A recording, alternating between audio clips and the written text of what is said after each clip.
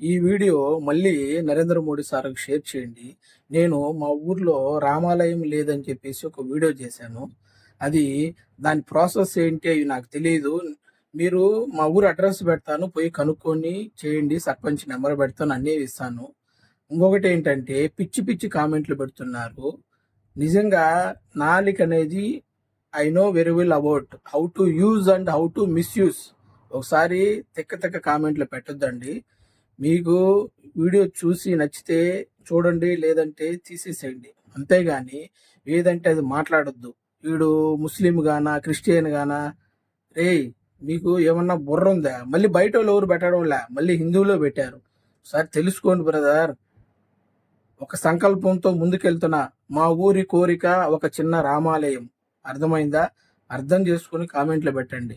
ఇప్పుడు how to దాన్ని ఎలా మూవ్ చేయాలనేది నాకు అందరూ చెప్పారు. ఓకే. Thank you.